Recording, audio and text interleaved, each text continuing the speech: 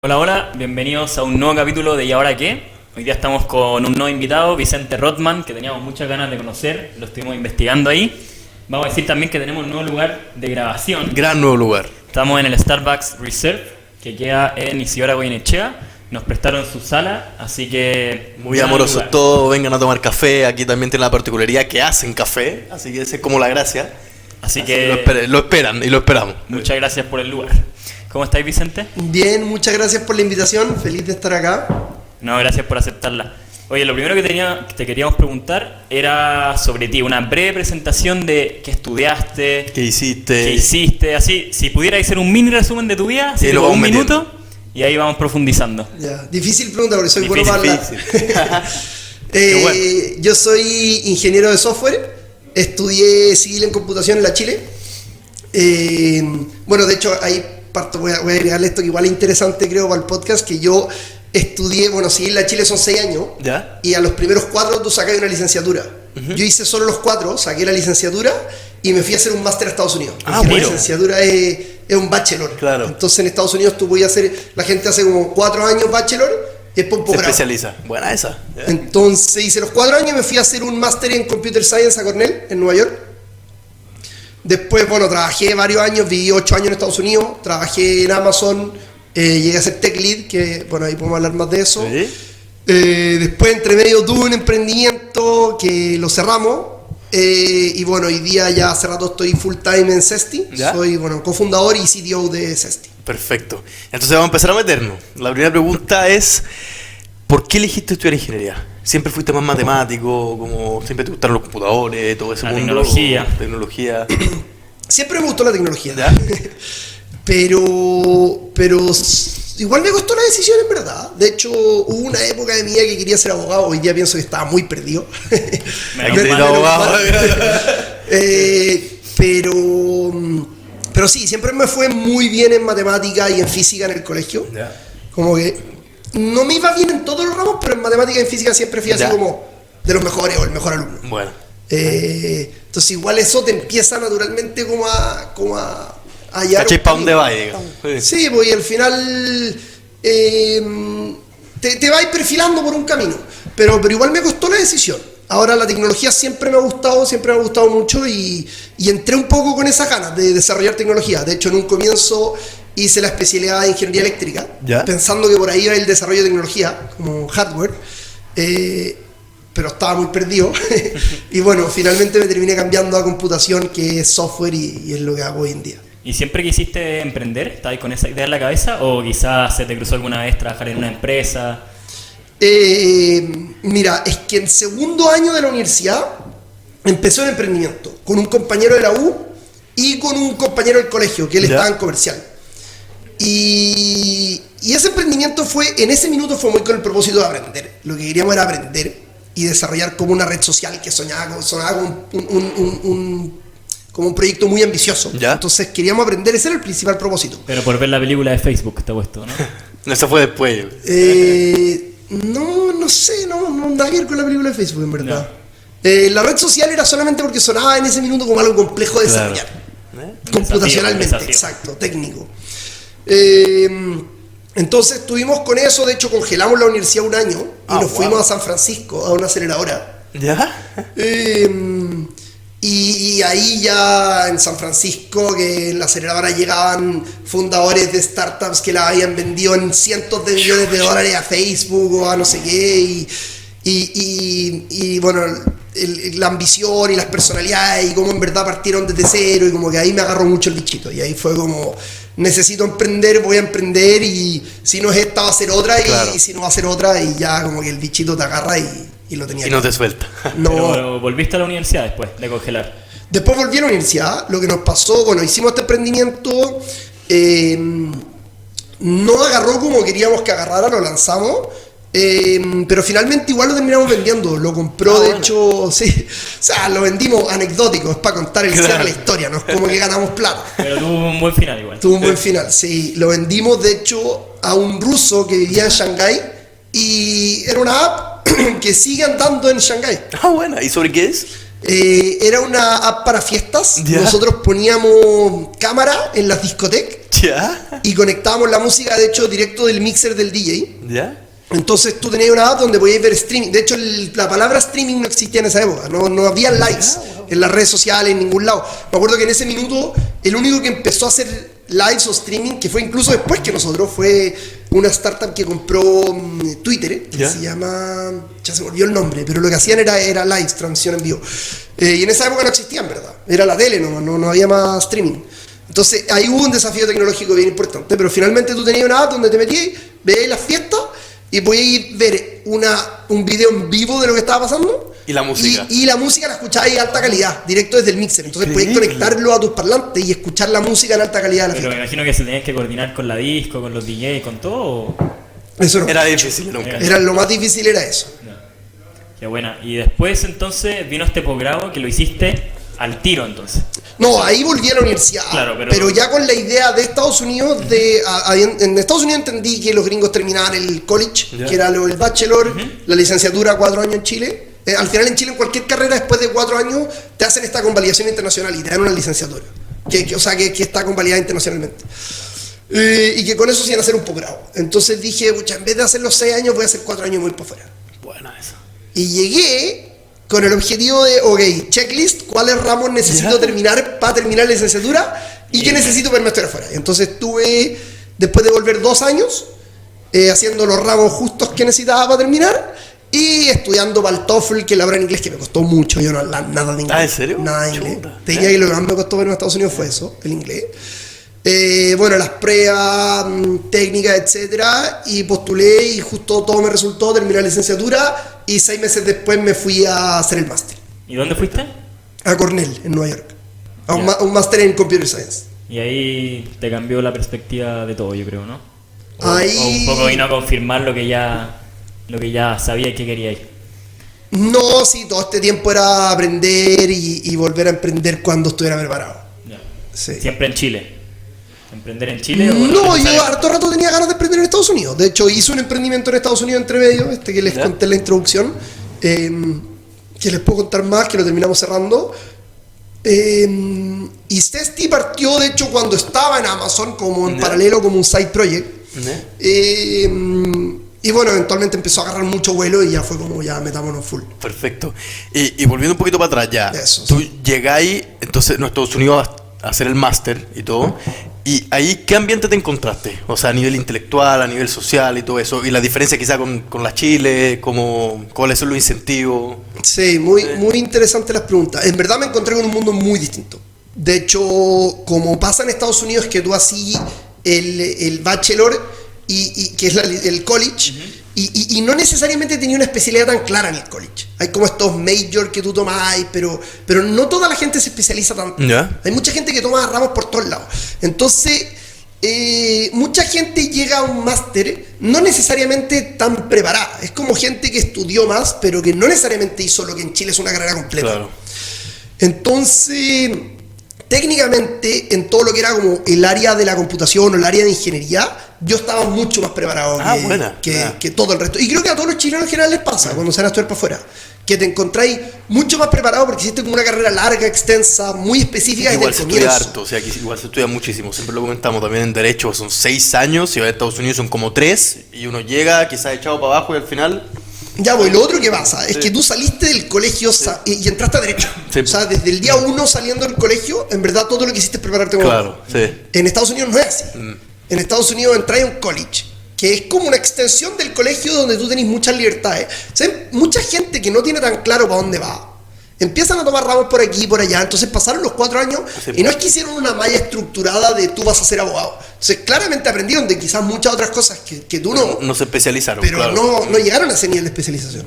Pero me da la impresión de que en Chile también es mucho más teórica la carrera. O sea, en términos de práctica, en ¿Puede ser Derecho eso? también pasa, Sí. y en otras carreras que se enseña muy poca práctica. Y en otros países me da la sensación de que es mucho más práctico que teórico. No sé si ¿Viste eso en Estados Unidos? esa impresión. Sí, es que igual lo que yo hice fue un posgrado, entonces Claro. no estuve en el college, en lo que al comienzo. Pero sí, yo creo que en general la educación en Chile, que está muy basada en la educación francesa o como la italiana, más europea, es bien teórica y valoran mucho como el contenido teórico. Los gringos sí, yo tengo la sensación que son más prácticos. Y cuando volviste entonces, ¿qué vino después? Bueno, volví a Chile y me empecé a preparar para irme a Estados Unidos. Para volver. Exacto. Y ahí, bueno, estuve mucho tiempo estudiando inglés. No sabía nada de inglés. ¿Ya? Y tenía que pasar, como tenía un checklist claro que pasar, o sea, tenía que pasar los puntos que necesitaban el TOEFL, que eran, no sé, 96 ponte. Estudié un año entero, di el TOEFL y no llegué al puntaje, me faltaron ponte 5 puntos. Ya. De ahí estudié 3 meses más, lo di y pasé, pero así por 2 puntos raspados. Pasar es pasar. Pasar. Y es interesante esto porque en verdad llegué a Estados Unidos después de eso, de un año de haber estudiado, un año y medio de haber estudiado como inglés, muy dedicado a aprender inglés. Y llegué allá y mi primera impresión fue: todo el mundo habla más inglés que yo. O sea, no hay nadie acá que hable peor inglés que yo. No sé qué tan real es eso, pero fue mi sensación llegando a Estados Unidos. Entonces, sí, el inglés fue una dificultad, pero en mi cabeza era: si algo va a evitar que yo me vaya a estudiar a Estados Unidos, no va a ser el inglés. Era Claro, obvio. como que me da vergüenza que el inglés te frenara. Obvio. Sí. Oye, ya. Y después del máster, me imagino ya empezaste tu primera experiencia laboral en Estados Unidos, ¿no? Y bueno, no hablaste algo de Amazon, si querías hablarnos un poquito de eso, o cuáles fueron otros trabajos que hiciste antes. Sí, bueno, cuando llegué a Estados Unidos yo estaba me había metido mucho en blockchain. ¿Ya? Esto fue el 2016, yo entré a Estados Unidos en el 2017. Fines del 2016 me empecé a meter mucho en blockchain. Y bueno, ahí hice hartas cosas choras. Hice un proyecto en un minuto en el que hice una plataforma de arbitraje. ¿Ya? Esto fue yo en mi casa, como esperando para entrar a Estados Unidos. ¿Ya? En la que veía las operaciones en diferentes exchanges. ¿Ya? Y compraba en uno, vendía en el otro. Esto era un bot automático. Ya. Y en el fondo hacía arbitraje. Trataba de comprar más barato y vender más caro bueno. otro. ¿Ya? Y me empecé a meter mucho en blockchain. Y de hecho en Cornell, cuando llegué, había mucho de blockchain pasando en Cornell. Ya. Entonces tomé todos los ramos de blockchain y había conferencias. Y estuve muy metido en cripto y en blockchain en ese Ya. minuto. ¿Y te llamaba la atención porque era lo que venía? ¿O por qué te llamaba la atención? Me llamaba mucho la atención la tecnología. Ya. Me llamaba mucho la atención la tecnología, la verdad. Es una tecnología que es súper difícil de entender, pero en verdad cuando entendís como de manera un poquito más profunda el salto, te das cuenta que es muy potente. Es algo que quizás no ha tenido todavía el impacto, y bueno, anda a saber en qué lo va a tener, pero es una tecnología que permite hacer algo que en verdad antes no podíamos hacer. Claro. Entonces, al final siempre te fuiste ligando o sea, de a poco ibas llegando al tema de las inversiones también, que es lo que ha sido hoy día. No sé, ¿en qué minuto como que vino ese paso? Porque entre tecnología, inversiones... Puede ser, pero como que- no me metí mucho en Ya. inversiones, te diría, hasta que empecé con Cesti. Ya. Bueno, en verdad en Estados Unidos empecé a invertir, porque todo el mundo lo hace. Y bueno, ahí partió un poco Cesti con el contraste que hay entre la gente que invierte en Estados Unidos y en Chile. Después les puedo contar ahí cómo partió. Claro. Pero para seguir como con la historia un poco más cronológica, me empecé a meter mucho en blockchain, y ahí la empresa como más bacán de blockchain que había era una empresa que se llamaba Consensys, que la fundó uno de los cofundadores de Ethereum, ¿Ya? que estaba en Brooklyn, en Nueva York. Y en ese minuto en la universidad empecé como: ya, necesito conseguir una pega acá. Y en verdad empecé a pensar, y de hecho hablé en Estados Unidos tenéis como Career Services, que es como gente de la universidad que te ayudan a conseguir pega. Hablé con ellos y como que en verdad me trataron de convencer de que no me vaya para allá. Con los de Cornell. En Cornell, sí, ya. en la universidad. Como que la gente de Estados Unidos hacen todos un internship, todos los veranos hacen internship. Será como que había que conseguir internship, allá que no Y de trabajar. ahí quedarse. Y de ahí quedarse o probar, y si no te gustó buscar otro, etcétera. Pero la gente hace internship los veranos, siempre. Ya, entonces querías buscar pega y la conseguiste. Y sí, y quería trabajar ahí, quería trabajar en Consensys. Y conseguí pega en Consensys. Ya. Y de hecho en un minuto pensé: onda, les voy a tocar la puerta a la oficina. Era como Bueno. consigo pega. Y finalmente terminé consiguiendo eso por un amigo de la universidad que me dijo, métete a LinkedIn y busca gente de Cornell que trabaje en Consensus y escríbeles. ¿Y era de Estados Unidos él, tu amigo? Sí, de la universidad de Cornell, un compañero de la U. Ya, y ahí el inglés ya no era tanta limitación. Me imagino que tuviste que hacer entrevistas. Sí, no, igual siempre me las arreglé. Era más como que quizás a mí me costaba, pero en verdad siempre me las arreglé. El primer año fue difícil, el segundo año un poquitito menos. Después, hoy día me siento muy cómodo hablando en inglés. ¿Y cómo fue esa experiencia? ¿Qué tenías que hacer en la práctica? ¿Cómo era tu día a día?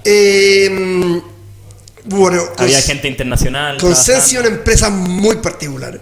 En ese minuto las criptos estaban muy alto. Y entonces este gallo, Joseph Lubin, el CEO de la empresa, tenía mucha plata en cripto, que había crecido mucho. Y el gallo le metía una cantidad de plata a la empresa brutal. O sea, yo me acuerdo cuando yo llegué, todos los miércoles entraba nueva gente a la empresa y entraban 50 personas todos los miércoles. O sea, los gallos estaban desatados contratando gente. Y finalmente la cuestión explotó y terminaron echando no sé cuánta gente, se cayeron las criptos. El gallo estuvo a punto de quebrar la empresa. O sea, todo esto le salió muy caro. Todo este formato de gastemos y gastemos y gastemos. Y en verdad seguía eso en Consensus. Eran como muchos proyectos separados, medio independientes. La empresa era muy como un laboratorio de veamos qué se puede hacer con la tecnología blockchain.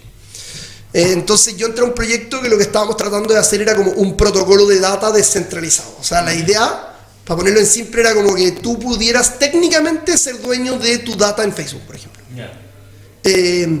Onda que básicamente tú pudieras ir, no sé, pues, si llegara otro proveedor de red social, cambiar tu data para allá. En el fondo, como que técnicamente tú pudieras ser dueño de tu data.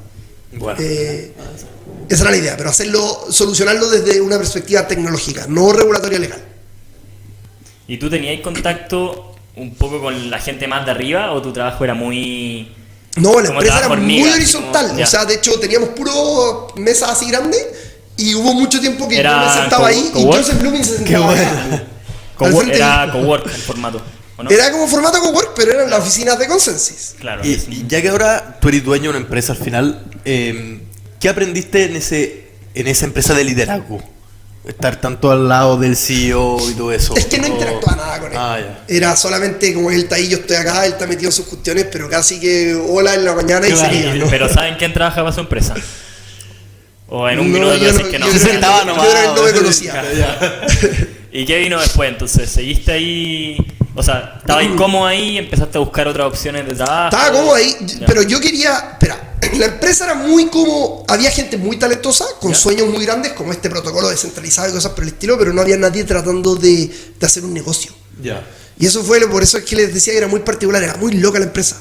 Era como, por ejemplo, había una conferencia de cripto de blockchain en Praga, nos íbamos toda la empresa para allá. ¡Qué bueno! Pero era el sueño igual. Sí, pues, pero no había nadie, ninguno de estos proyectos estaba viendo cómo generar plata. Y esa cuestión explotó, porque obvio, en ese minuto era como, estamos todos cambiando el mundo, todos sentimos que estamos cambiando el mundo, que estamos haciendo proyectos así extraordinarios, pero era casi que una non-profit, ¿cachai? Que la financiaste gallo. No había nadie pensando cómo hacer plata. Y finalmente se cayeron las cripto, como varias veces que se han caído muy fuerte. Y este gallo se empezó a preocupar. 2018 por ahí. Esto fue 2018. Y este gallo se empezó a preocupar y empezaron los layoffs y la empresa tuvo varios años de reestructuración muy importante. Hoy día es una empresa que tiene productos que vende y funciona, etc. Pero tuvo una época muy difícil pasado esto, que el gallo empezó y Ethereum subía. Entonces el gallo pensó casi que nunca se iba a quedar sin plata y ok, metámosle. Y además con las cripto, o sea... Y entonces, exacto, y entonces la cuestión explotó porque era en verdad, viajábamos para acá, para allá, todos gastaban plata y nadie tratando de generar plata. Fue una locura.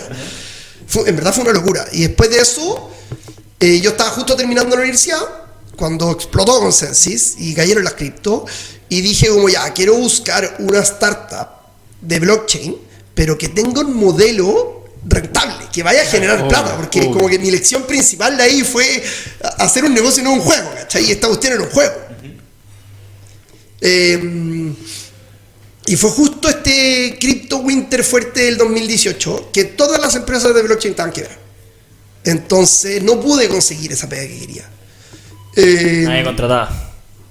Nadie contrataba, estaban todos despidiendo, tratando de sobrevivir, muchas quebrando. O sea, no era el minuto para encontrar en ese mundo. Y además, ¿cómo llegáis a saber cuáles son las startups de blockchain? O sea, ¿te manejabais más o menos en ese mundo? De cuáles eran las que existían, dónde quizás podía haber más opciones de que te contraten. Sí, pero igual es difícil porque buscar en internet, encontrar noticias de quienes levantaron plata, pero también en esa época todo el mundo levantaba plata. Era una burbuja casi. De hecho, tengo una historia muy interesante ahí, que me di cuenta muchos años después.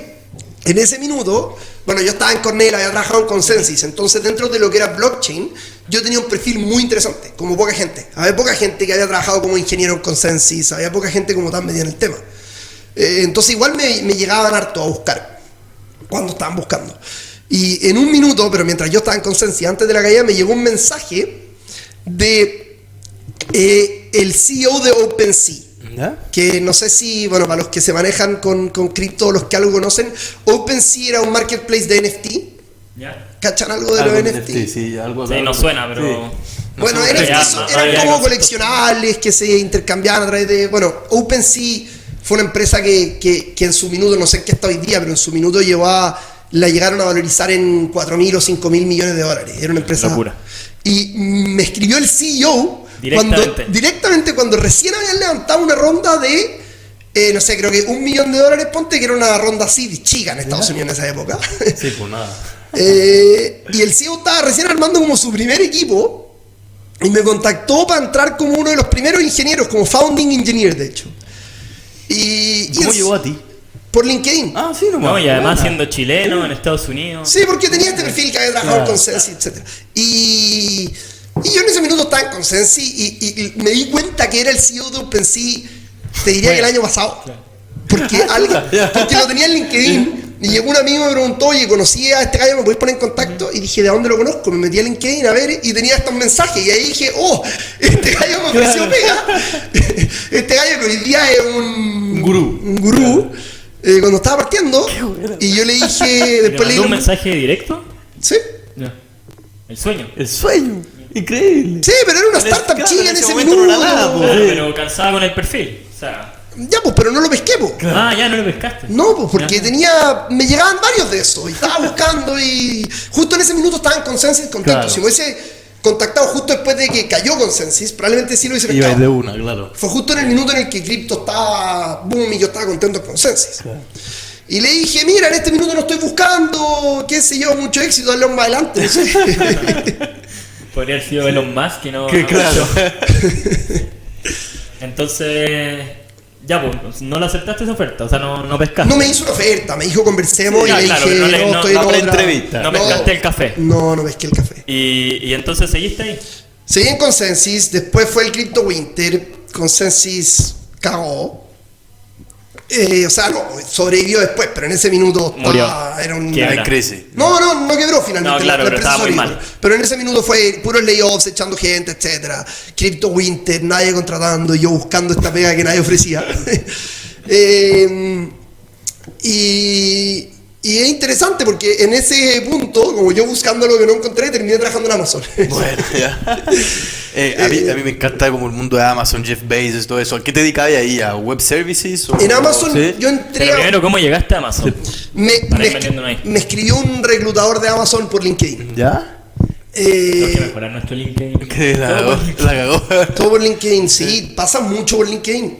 Pasa mucho por LinkedIn y en Chile y en Latinoamérica también está agarrando mucho. Bueno, ¿ya? De hecho, yo, bueno, No. un side note, pero yo hace unos 4 o 5 meses atrás, ponte, de repente me empecé a escribir en LinkedIn ¿Ya? ¿Como post? Sí. Como, posts ¿ya? de startups, de cuestiones, porque en verdad me di cuenta que es un nicho que está súper votado y tú lo veis en el mundo profesional. En Chile está agarrando mucho y hay muy poco contenido. Bueno, Entonces, si tú vas y escribís un contenido, escribí algo interesante o incluso subí un video o lo que sea a LinkedIn, hoy día tu potencial de que agarre es muy alto. más alto, porque porque uno en gente verdad la hay hace, harta claro. gente metida, Sí. muy poco contenido en español. Y de hecho tuve 70.000 vistas en un post, Wow. por ejemplo, y tengo, no sé, 4.000 seguidores. Claro, bueno. Porque en verdad no hay contenido. Entonces tú entras a Instagram, tratáis de competir y estáis compitiendo. No, 5 millones, Exacto. obvio. En LinkedIn es esta red muy interesante donde cada vez está entrando más gente, sobre todo profesionales, que si tení, qué sé yo, vendí, es un muy buen lugar para vender. Si vendí servicios a empresas, por ejemplo, y en verdad hay muy poco contenido. Es que además es un nicho chico, porque también son temas difíciles. O sea, yo de blockchain no sé nada. Claro. Entonces me imagino que también hay gente que... No, pero son todos los profesionales, pues pueden hablar de ley o de lo que sea. Métanse en LinkedIn. Claro, ya. Y Métanse en escribir. LinkedIn. Vamos a ver. Vamos a hacer post. Es un muy buen lugar para empezar a explotar en contenido en este minuto que en verdad hay poca competencia. Perfecto. Y entonces Amazon, ¿cómo llegamos? Amazon me escribió yo estaba buscando otra cosa. Yo quería entrar a una startup chica de blockchain que tuviera un negocio que fuera a hacer sentido, que fuera a ser rentable. Que hiciera Era como plata. Todas mis conclusiones Claro, está después bien. de Consensus. Eso es lo que tengo que encontrar. Y no lo encontré porque estaban todas quebradas o desapareciendo. Y en ese minuto, en la búsqueda, llegó un reclutador de Amazon. Y hice las pruebas. De hecho, fue súper rápido. Me escribió el reclutador de Amazon un viernes. ¿Ya? Tenía que como agendar una hora para una prueba online. Y la agendé, ponte el lunes. El fin de semana, todo el fin de semana me preparé. El lunes di la prueba.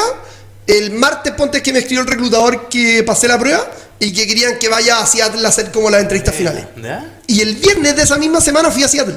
¿Ya? ¿Ya? De Nueva York a Seattle. Y las pruebas me levanté temprano en la mañana. O sea, me fui el jueves en la noche, dormí allá. Me levanté el viernes temprano en la mañana y estuve, no sé, 6 horas de corrido, pruebas de 1 hora, puras pruebas técnicas, una tras otra. ¿Y eran casos prácticos? Eran... bueno, está súper estructurada la manera en la que en Estados Unidos se contratan programadores. Y son pruebas de programación ¿Ya? que tú tenés que programar en una pizarra. ¿En una pizarra? En una pizarra, sí. Ah, ¿tú a mano? A mano, ¡Wow! ¿Ya? sí. Buena esa, ¿ya? O sea, nunca te van a preguntar cómo te veías en 5 años. Directo a ver si es que sabía o no. No, siempre te dan al principio, todas las entrevistas duran 1 hora y son 15 minutos de lo que en Amazon llaman behavioral questions, que son como... Más entrevista psicológica, ¿sí o no? Pero son directamente con... Amazon tienen estos como que le llaman leadership principles, ¿Ya? que son como principios de liderazgo de Amazon. Jeff Bezos siempre lo habla eso. Sí, bueno, entonces, no sé, uno, por ejemplo, el que a mí más me gusta es Customer Obsession. ¿Ya? Sí. Pero tenéis varios. Entonces, de hecho, yo después hice muchas de estas entrevistas. Entonces me manejo harto con el formato. Yo hacía muchas de las mismas entrevistas. Entonces, preguntáis una pregunta que es como, cuéntanos una historia de que tú en el pasado te enfrentaste a una situación así, que qué sé yo, no estabais de acuerdo con tu jefe o con no sé quién, y que una cuestión así. Entonces son 15 minutos de eso, de puras historias de tu pasado con respecto a alguno de los leadership principles. Y después son 45 minutos de programar en una pizarra. Y te llega una oferta de Amazon y no hay nada más que aceptar. O sea, ya. Y me llega una oferta Es de Amazon y sí, pues entré a trabajar Es en Amazon. Amazon. ¿Te fuiste para Seattle, entonces? ¿Sí? No, en Nueva York. Ah, ya. Sí, En Nueva York. Entonces yo entré al equipo de Amazon Advertising, ¿Ya? que es la organización que maneja todo... La publicidad. toda la publicidad dentro del marketplace de Amazon. Ya, O sea, bueno, ya. Nike vende zapatillas dentro de Amazon, Ya. puede publicitar sus zapatillas dentro de Amazon. Ah, bueno. Eso es lo que maneja mi organización. Desde el cómo los advertisers ponen sus publicidades, todo el targeting, que es básicamente con la data de los usuarios y todo, decidir a quién le muestras esta publicidad cuándo, hasta el rendering, que es directamente cómo se ve físicamente esta publicidad en la página web. Todo eso, todo el flujo, lo manejaba mi organización. ¿Y cuántos eran en tu equipo? Mi equipo éramos... Es que tuvo varios cambios, pero nunca fuimos más de 10. Ya. Ah, buena. Sí, de hecho Amazon tiene esta regla que le llaman la two pizza rule. ¿Cómo eso? Eh, No lo he escuchado. No pueden estar en una reunión, creo, son las personas que pueden comer 2 pizzas. ¿O no en una reunión, en un equipo. En un equipo. ¿Ya? Ya. Cualquier equipo dentro de Amazon, tú tenés que poder alimentarlo con 2 pizzas. Si es que no podés alimentarlo con 2 pizzas, el equipo es muy grande y hay que dividirlo. Ya. Oye, y es verdad eso. Y la idea como es que en el fondo todos los equipos sean chicos. Claro, Claro. que hay un odio hacia los PowerPoints y todos hacen como memos de 6 páginas, lo tienen que leer ante una reunión, ¿es verdad eso? ¿O quizás es para más los gerentes? No, es verdad, ¿Eh? es verdad. Bueno. Y no es un tema de odio a los PowerPoint, pero al menos yo nunca vi un PowerPoint. Y sí, todas las reuniones, siempre que hay alguien presentando algo, por ejemplo, yo tenía muchas veces que presentar mis diseños de programa, como mi arquitectura Ya. del software que estaba desarrollando. Y las presentaciones siempre son tú así un documento de todo lo que hay que presentar, texto, como formato De hecho, nosotros usábamos una herramienta interna que era como un tipo Wikipedia. Ya. Entonces, como que tení editor de texto enriquecido, poní títulos grandes, qué sé yo, pero eso, y poní imágenes, pero así un documento de texto, un Word. Y en la reunión tenéis que dar tiempo para que todos lo lean. Para que todos estén conectados, me imagino lo que vaya a hablar al final, a que no estén tan Sí, perdidos. pues, pero también claro. la idea es que no tenga que leerlo antes, Sí, pues. porque eso ataca varias problemáticas, ¿cachai? quizás Como muchos ni lo leen, el que ¿no? no se leyó el documento porque no alcanzó y llegó a la reunión y ya no te lo había leído, entonces va así el que te lo leíste, y te lo pero en verdad chamulla, estás desconectado. obvio, sí. Ya, entonces Buena la idea esa. es, no puedes obligar a la gente que se lo lea antes, da tiempo en la reunión para que todos se lo lean antes. Entonces te sentáis en la reunión, le pasáis tu documento, el que va a presentar a todos, o el que va a presentar se lo pasa a todos, y dais 15 minutos, 20 minutos, dependiendo del largo, todos sentados callados leyendo.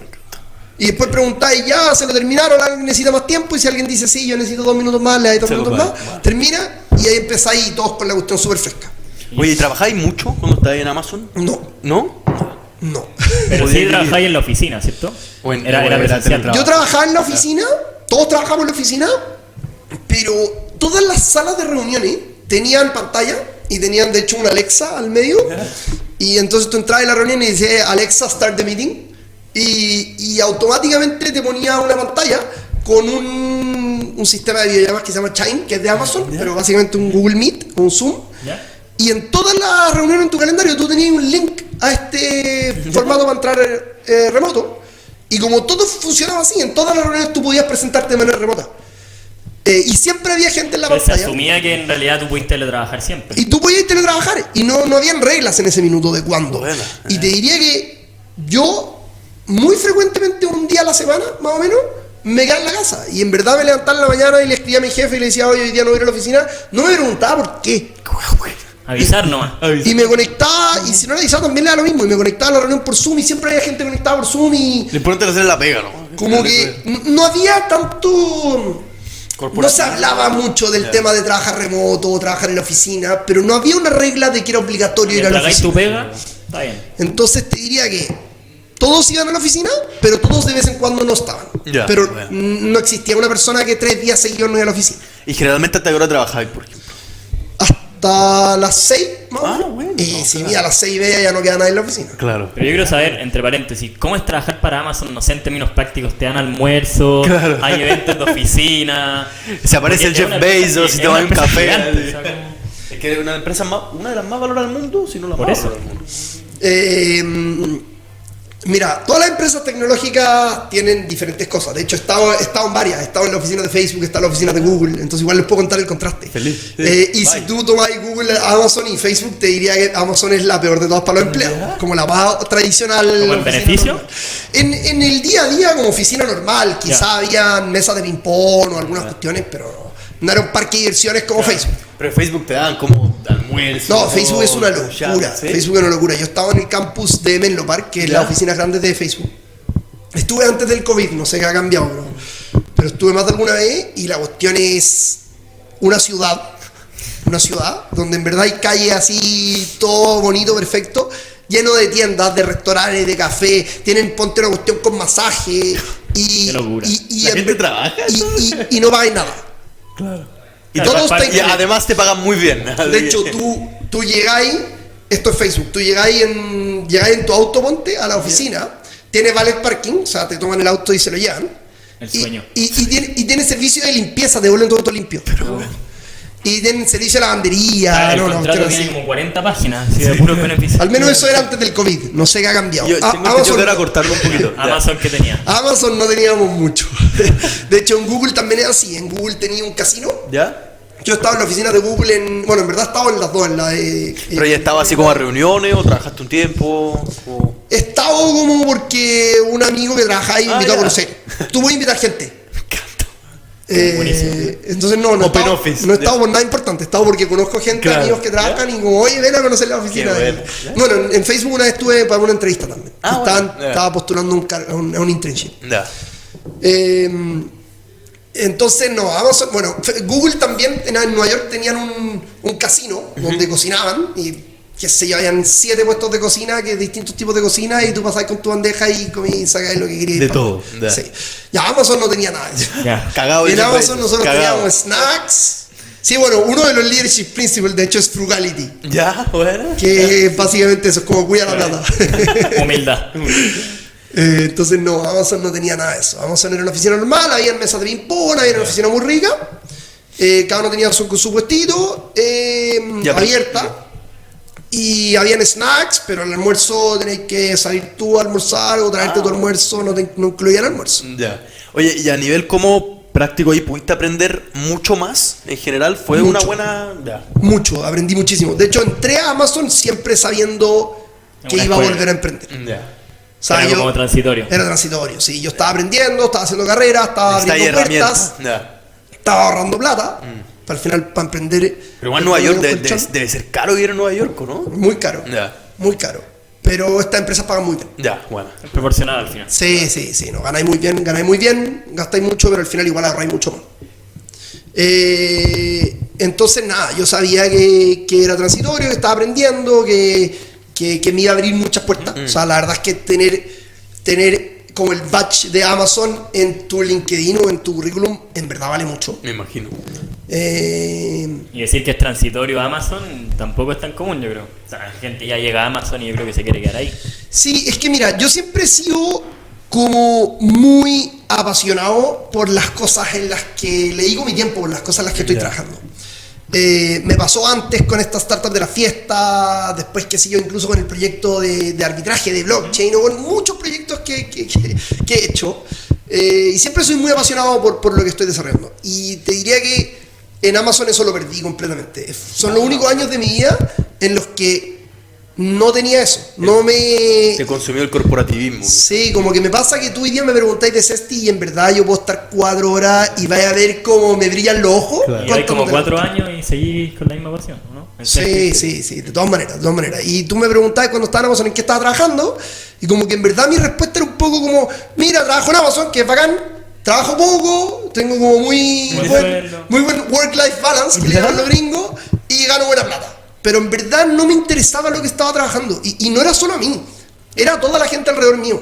O sea, algo que me aclaró mucho, que sabía que iba a emprender dentro de Amazon, entré con la idea de que era temporal, pero durante Amazon me lo aclaró cada vez más. Esto, la falta de entusiasmo, y el ver cómo toda la gente alrededor mío, en verdad su único objetivo era crecer al siguiente salto. Ya. A nadie le importaba la empresa, a nadie le importaba ni siquiera el proyecto en el que estaban trabajando. Y yo creo que es natural en una empresa en ese tamaño que pase Es eso. demasiado grande. Entonces, finalmente, toda la gente que está alrededor tuyo, te diría que hay muy buen trabajo en equipo. No pasa en Amazon, no hay esa cultura de o subo yo o subes tú, entonces te voy a pisar para subir yo. Claro. No pasa eso.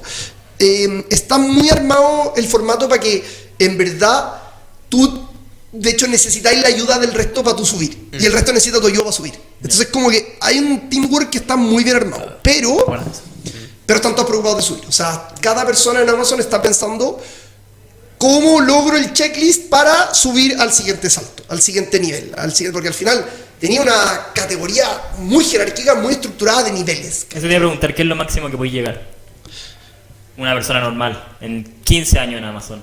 ¿Hasta dónde llega? Yo no sé si hay tanto una normalidad. Depende mucho. Hay carreras muy explosivas y carreras muy lentas. Hay gente que puede pasar toda su vida en el mismo cargo y gente que explota para arriba. Entonces no sé si hay una normalidad. No está, el ascenso no está tan estructurado como los estudios de abogados, que es por tiempo. En Amazon no es por tiempo. Es solamente por mérito. Entonces, en verdad, tú puedes subir así, o podéis pasar 10 años en el mismo cargo. Es puro mérito. Y está bien que sea así también. No, de todas maneras, está súper bien armada la jerarquía y voy a subir mucho, porque ponte, no sé, están todos los cargos están estructurados en niveles. O sea, Jeff Bezos, bueno, hoy día ya no es CEO de Amazon, pero en esa época era CEO de Amazon y Jeff Bezos era nivel, no me acuerdo si 13 o 14. Ya se me olvidó, 13 o 14. Y después los que venían debajo de él eran 12. Claro. Y después 11 y 10, etcétera. Y no tiene que ver con qué tanto, o sea, puede haber un nivel 7 que le reporta un nivel 7 que le reporta un nivel 7. ¿Cachai? Claro. No tiene que ver con qué tan lejos estás tú de Jeff Bezos, sino con como qué nivel tenés tú de cargo. ¿Cachai? Entonces, ya, tú lo viste como algo transitorio y después te fuiste. Tomaste la decisión de irte y empezar con Sí, este tomé la proyecto. decisión de irme y estuve 3 meses buscando qué iba a hacer mientras seguía trabajando en Amazon. O sea, Ya. tomé la decisión sin renunciar. Pero queriendo emprender. Pero queriendo emprender no. o irme a una startup muy chica. A Ya. ser súper relevante en la construcción de la startup. No crear la startup. Cualquiera de las dos. Ya. Para mí era o parto algo yo o me meto a algo que está recién partiendo y no necesitaba ser yo cofundador, sí necesitaba ser parte, entusiasmarme de esta cuestión, construirlo yo.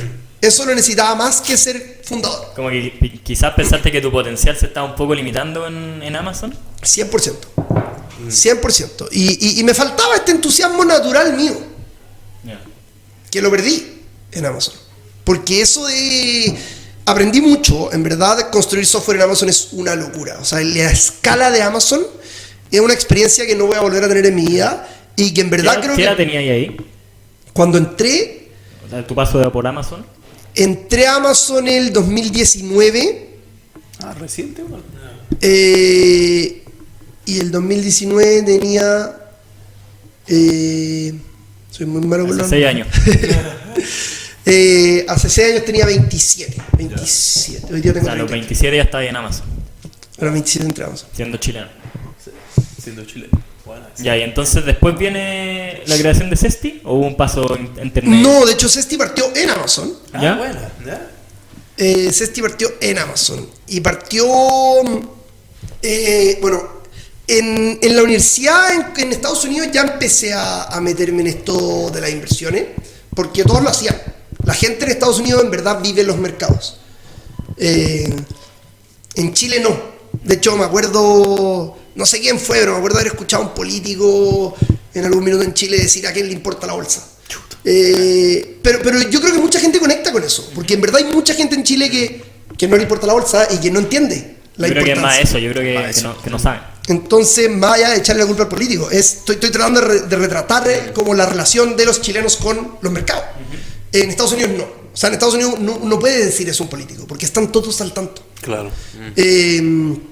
Y me pasaba, ponte en Amazon, que me acuerdo cuando Tesla entró al S&P 500.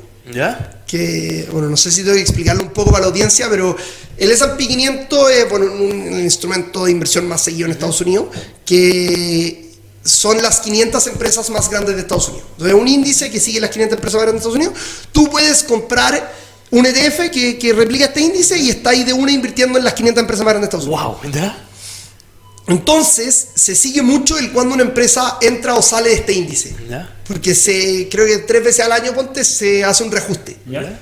Entonces hay empresas que ya no están dentro de las primeras 500 y salen del índice. Y empresas que entran al Y índice. ahí la gente empieza a vender. No solo la gente, sino que hay mucha gente que invierte directamente en el ETF que replica el índice. Entonces no tenés que hacer ningún cambio en tu inversión. Porque como el ETF está invirtiendo en el índice y cambió, automáticamente le sacó mucha plata a esta empresa y se la metió a la otra. Claro. Entonces entrar al S&P 500 es un evento muy importante para una empresa. Significa que le va a entrar mucha plata. De toda la plata del mundo que está invertida en estos ETF. Claro. Entonces de una le entra mucha plata.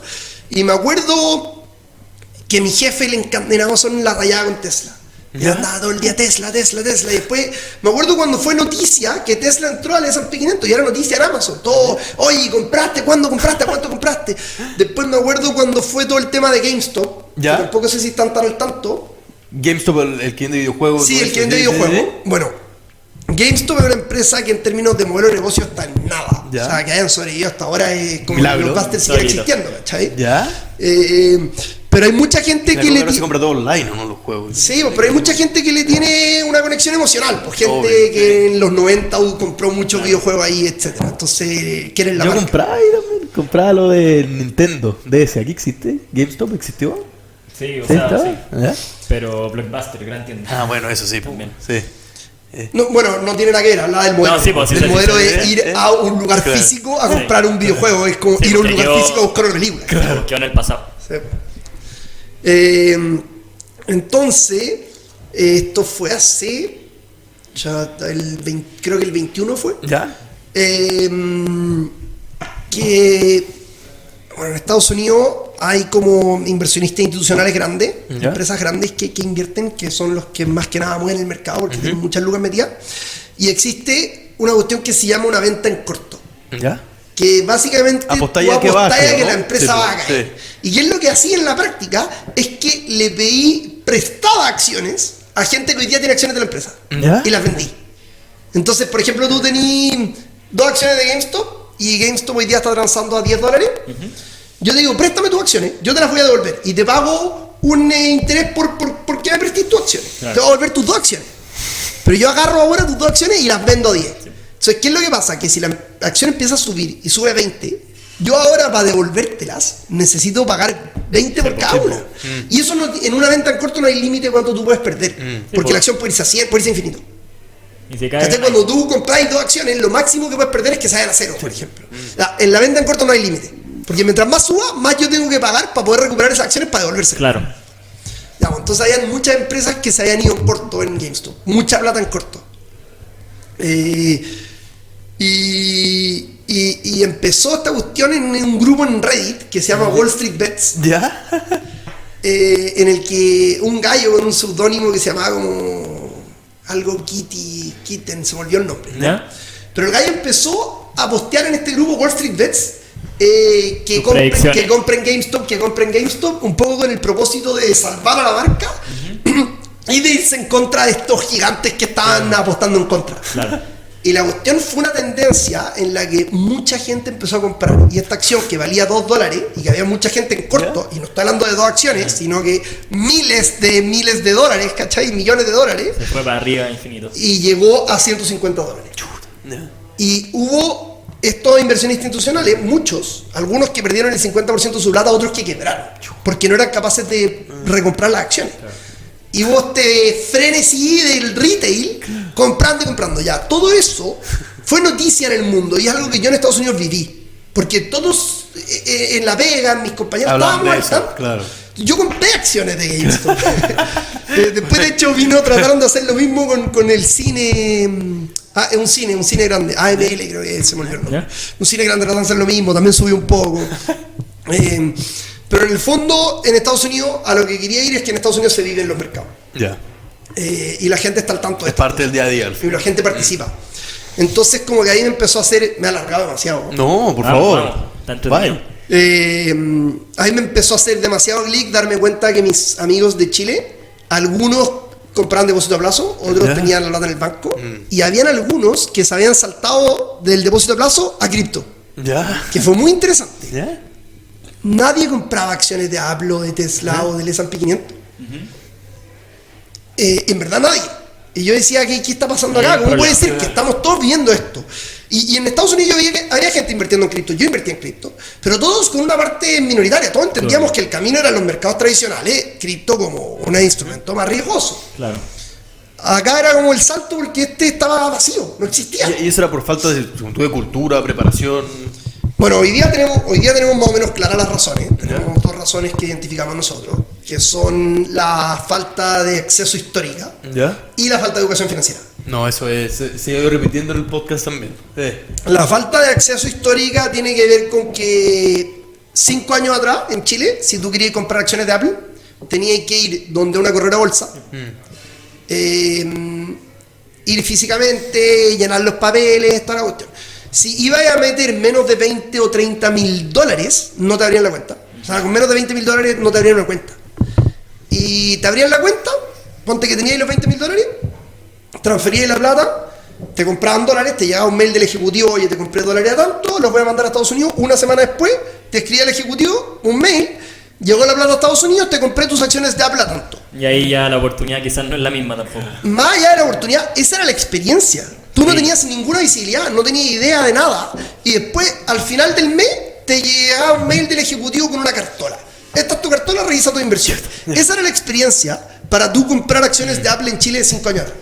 Entonces, claramente era horrible.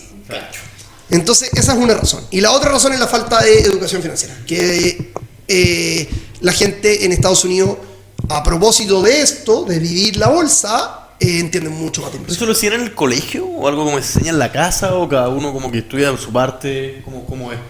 Estados Unidos, digo. Es una buena pregunta. Yo creo que se enseña en la casa también. Yo creo que la gente lo conversa. No sé si hay educación formal en el colegio. No tengo la información. Pero al final te das cuenta. Es radical la diferencia. Y entonces, ahí empecé con esta gana de hacer bueno, en Estados Unidos todos invertíamos con esta app que se llama Robinhood. ¿Ya? No me suena. ¿Ya? Y fue como... Esa fue la inspiración. Sí, fue como ya. ¿Cómo puede ser que haya un salto tan grande? Hay que hacer un Robinhood en Chile. Y así empecé un poco con la idea. Mientras trabajaba en Amazon, muy side project. De hecho, tuve la idea mucho tiempo hasta que partí. Mi señora ahí me empujó un poco y me dijo en un minuto, ya, esta cuestión hay que hacer esta cuestión en Chile, Claro. no puede ser que no... Y yo en ese minuto no sabía nada de los mercados, sabía lo que conversábamos con la gente de La Pega, pero no tenía idea cómo se compraba una acción. No tenía idea cuáles eran mis requisitos legales, tecnológicos, operacionales. No sabía cómo recibir plata, cómo comprar acciones, dónde se compran las acciones, cómo voy yo a la bolsa físicamente. Como las ferias. En verdad son puras preguntas que tenía, era como... No sabía nada, no sabía lo que no sabía. Claro. Entonces ahí, bueno, tenía el problema identificado y hay que buscar la solución. Pues. Entonces empezaste a generarla como, conseguiste al socio al tiro, empezaste mientras estabas ahí en Amazon a hacer bocetos, como... La verdad es que cuando me convencí de partir, lo primero que hice fue empezar a desarrollar una app. ¿Ya? Que nada, es una tontera de manera de partir, no es la manera que recomiendo ni nada, pero así partí yo, ¿Ya? en ese minuto. Como ingeniero, programador también puedes llegar y es el lugar en el que me sentía cómodo, la verdad. Es que la explicación es esa, partí en el lugar en el que me sentía cómodo, que era desarrollando el software. Todo el tema legal, operativo, regulatorio era lo que me ponía más nervioso y como que partí con la partida que me sentía más cómodo. De ahí como a las 2-3 semanas en verdad hablé con mi socio, que es mi cuñado. ¿Ya? Que él, bueno, se llama David Cosoy y él trabajaba en inversiones toda su vida. En Chile. Sí, en Chile. Él trabajó muchos años en Banchile Inversiones. ¿Ya? Como, bueno, investigaba las empresas para los fondos de Banchile para decidir en qué invertir o no. Entonces él hacía como análisis de las empresas, etcétera, y hacía análisis de inversiones.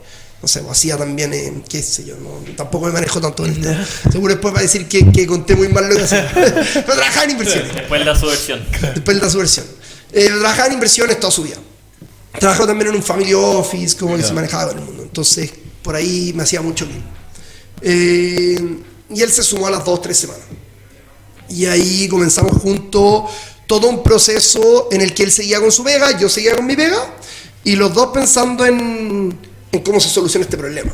Entonces, yendo a hablar con abogados, hablando con corredores de bolsa en Estados Unidos, corredores de bolsa en Chile, tratando de entender todo el formato. Mientras tanto seguía ahí en Estados Unidos. Mientras tanto seguía en Estados Unidos y seguía en Amazon. Ya. Y en todo eso de hacer como un nuevo emprendimiento, ¿estaba en tu cabeza quizá que te querías volver a Chile, como volver a ver tu familia? Yo sabía O sea, que porque esto era para desarrollarlo en Chile, Sí, de partida. sí, yo sabía que me quería volver a Chile. Yo sabía que eventualmente quería volver a Chile. Finalmente estuve 8 años en Estados Unidos. ¿Ya? Pero sí, siempre extrañé harto Chile. Si es tu casa. Sí, es mi casa. Y siempre quería eventualmente volver. No sabía que esa iba a ser la manera, pero sabía que eventualmente quería volver. Y este proceso de emprender, ¿cuáles fueron los mayores desafíos? También el tema de las lucas, porque al final es tirarse un poco al agua de si esta idea funciona o no. Sí, pues. ¿Cómo ves tú el proceso de emprender? Mira, a mí me encanta el formato en el que lo hicimos nosotros. Creo que funcionó muy bien porque estábamos los dos part-time. Entonces los dos podíamos vivir con nuestro sueldo, dedicarle el tiempo que podíamos extra a esto. Y por otro lado, todo ese proceso, al menos en nuestro caso, de no saber ni siquiera qué preguntar. ¿Cachai? Lo que en inglés se llama los unknowns, que es cuando tú no sabes que no sabes algo. Están las cosas que tú sabes que no sabes, pero en verdad están las cosas que tú no sabes que no sabes. Y es muy difícil avanzar en esa dirección. Claro.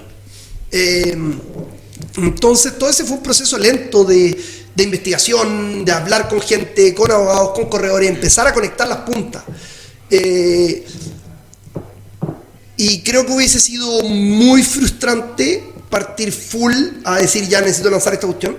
Finalmente desde esa primera junta con mi socio hasta que lanzamos la app pasaron 2 años o 1 año y medio, creo que casi. Que no es 2 años. tanto, tampoco. ¿O estando? ¿Cómo es? Yo encuentro que fue muy largo. Ya. No sé, es que como yo tengo amigos que también han hecho aplicaciones y se han demorado 3 años. Yo creo que Ya. puede ser relativo, pero más o menos rápido. No sé. Depende cómo lo vive uno, yo creo. Sí, yo sentí que fue lento, Ya, que nos ya. demoramos mucho. Hubo muchos momentos en ese proceso en los que dijimos ya hasta acá llegamos. ¿Ya? Ganas de tirar toda la toalla. Sí, hubo muchos momentos que fue como, ya esta pared no la podemos pasar, este obstáculo no hay cómo pasarlo, hasta acá llegamos. Esa conversación de hasta acá llegamos, de que en verdad habíamos llegado a la decisión de que cerrábamos esta cuestión, de haber pasado 3 veces al menos en ese proceso. ¿Y por qué no lo cerraron al final? Un tema quizá de... Perseverancia, ¿no? Yo siento que fue por el de ahí. Ya. Él fue el que... Y te guió y todo. Ya. Estaba más motivado. Él fue el que no me dejó cerrar esta cuestión. Ya, bien. Sí. O sea, es necesario tener a alguien así también. 100%. O sea, te diría que siempre uno escucha en emprendimiento el tema de avanzar rápido, de iterar rápido. No sé, pues Sam Altman, de hoy día OpenAI, pero él fue muchos años el CEO de Y Combinator. Entonces, vio muchas startups. Y en todas sus charlas, incluso antes de OpenAI, él hablaba siempre de esto, de que lo más importante para ti como fundador es iterar muy rápido. Iterar, avanzar muy rápido, moverte muy rápido. Y finalmente eso es lo que escucháis en todos lados, avanzar muy rápido. Pues yo te digo, me demoré 2 años, tú decís, bueno, yo he visto 3 años. Entonces te das cuenta que realmente no es tan rápido como lo que quizás tú leís sin conocimiento en las noticias. Y yo he llegado a la conclusión de que seguir avanzando es más importante que avanzar rápido. Ya, buena esa. Porque tú voy a avanzar muy rápido y te tomaste la primera piedra y lo dejaste hasta ahí, y finalmente llegaste mucho menos lejos que el que se demoró mucho más, pero no paró en esa piedra. Se aplica a la vida esto. Entonces llegué a la conclusión después de todo esto de Cesti que seguir, no parar, es más importante que avanzar rápido. Oye, ¿y qué es Cesti hoy día? ¿Cómo dirías tú? ¿Y cómo lo veis de aquí a 5 años? Bueno, Cesti es una fintech de inversiones. Hoy día tenemos una app móvil disponible en iPhone y en Android. Tú te la descargáis, en 5 minutos te abrió una cuenta de inversiones. Mandáis plata en pesos chilenos, una transferencia. ¿Tenía un mínimo? Podéis mandar, No, ya. Desde Lucas va... De hecho, voy a mandar 100 pesos. ¿Ya? Ahora no los voy a poder invertir. Claro. Para comprar una acción el mínimo es $1. Ya. Pero podéis comprar 100 pesos y te vamos a dar los dólares. Claro.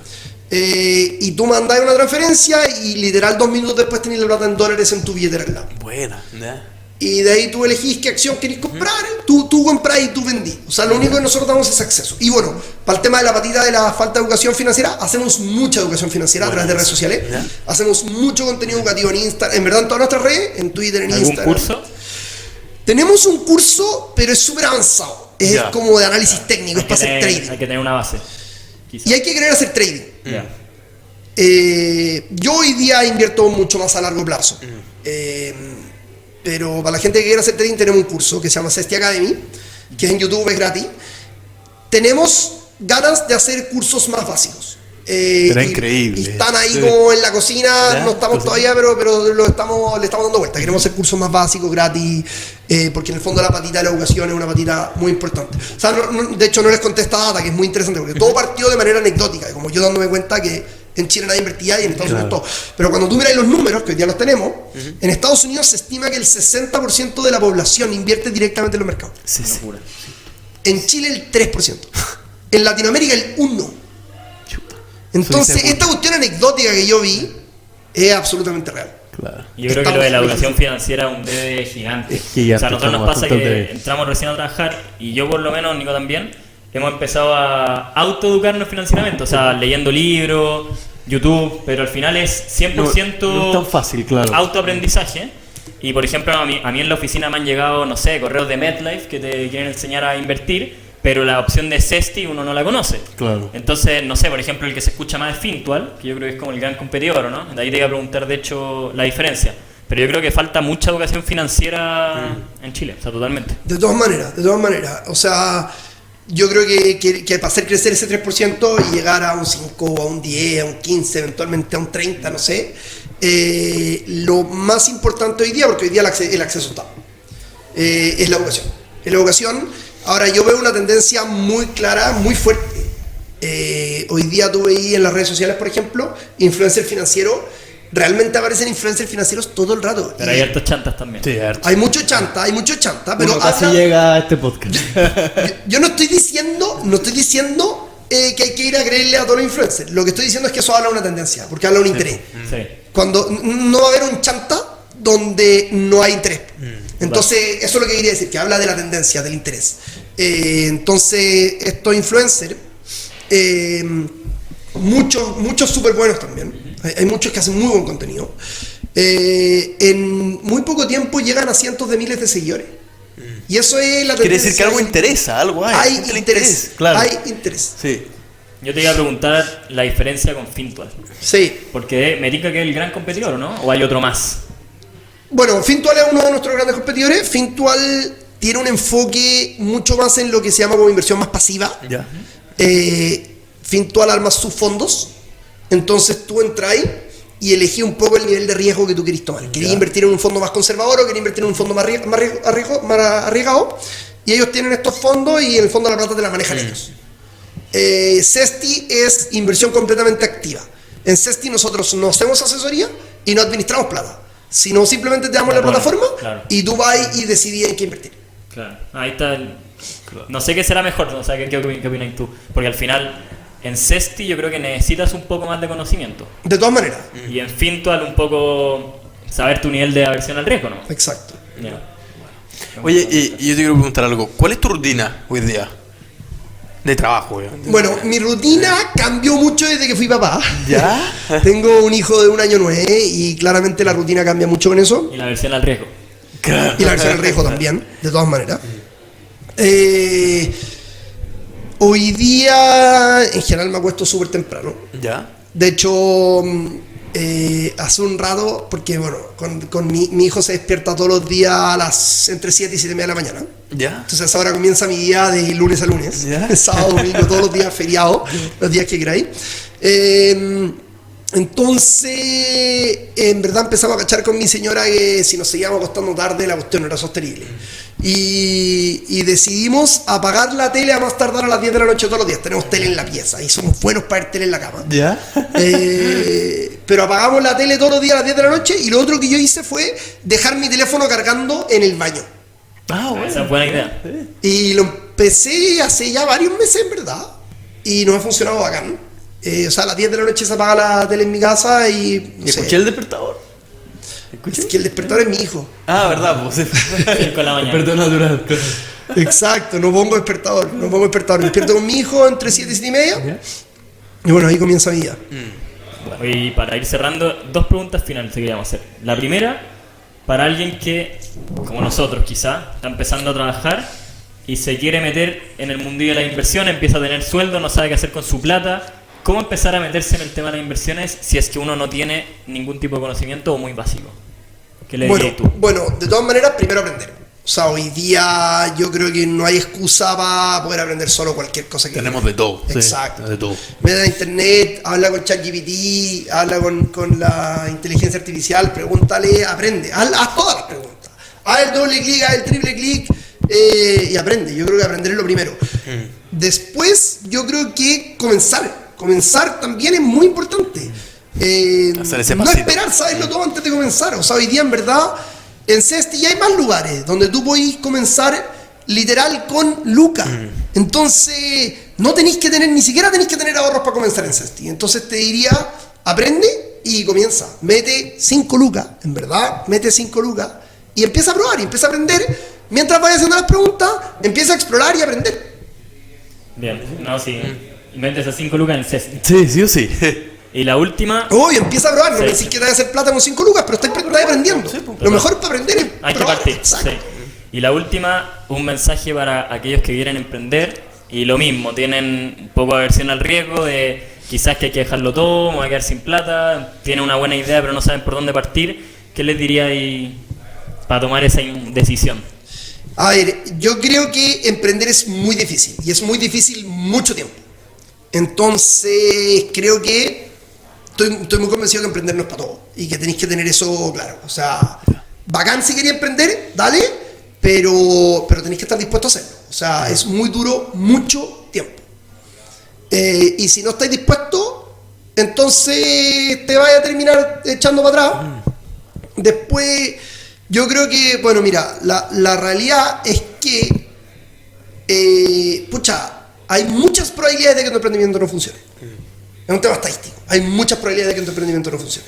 Por muchísimas razones. Entonces, yo creo que si es que realmente quería emprender, también tenés que estar preparado para que quizás tu primer emprendimiento no funcione y quizás tu segundo y quizás tu tercero y al final hay muchos casos de gente que emprendió 4 veces hasta que le funcionó. Entonces yo creo que primero tenés que hacerte esa pregunta, si realmente quería emprender.